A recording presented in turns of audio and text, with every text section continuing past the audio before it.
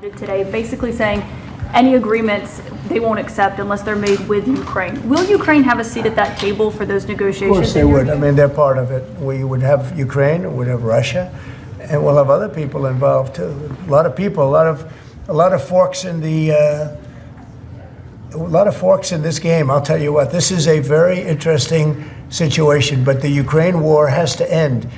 The young people are being killed at levels that nobody's seen since World War II.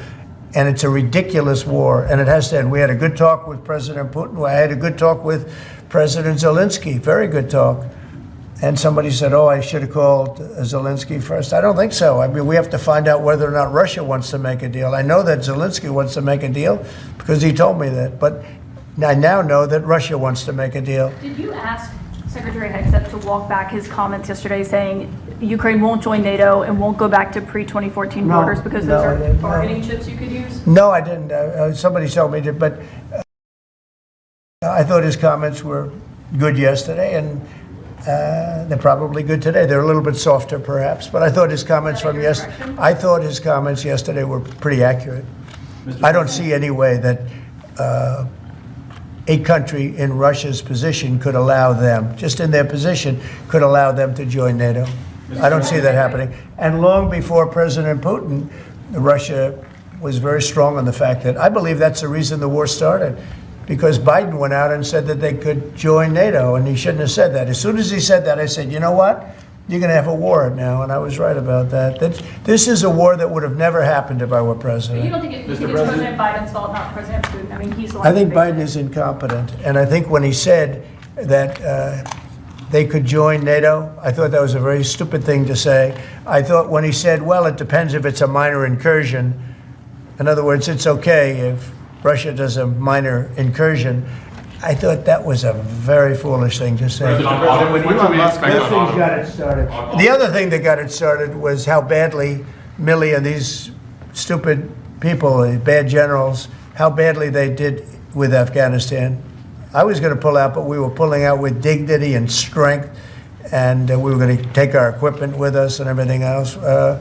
They are, I mean, what they're doing is, what they did with that, I think Putin looked at that mess and he said, wow, this is a great time, I'm going to go in. But what the Americans said, I'm not blaming Americans, but I will say what they said had a big influence on his deciding to go in. Yeah. When Elon Musk met with Prime Minister Modi earlier today, did he do so as an American CEO or did he do so as a representative of the U.S. government?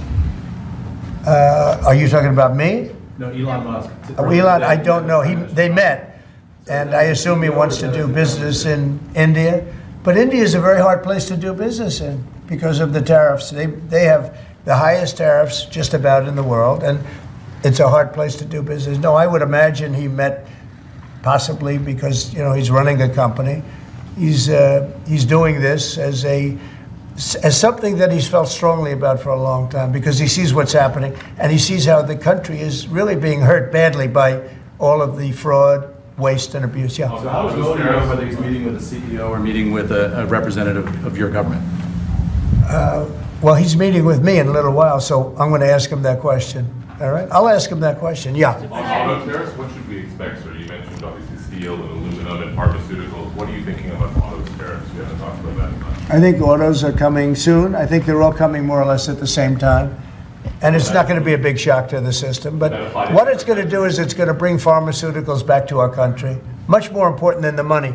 It's a lot of money, but it's going to bring pharmaceuticals back to our country. It's going to bring chips back to our country.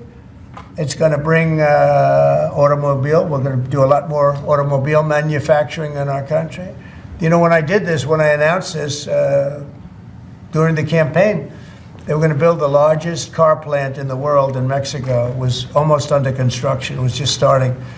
And when they heard me make that statement, and they thought I was going to win the election, actually, it was a few months before the election itself.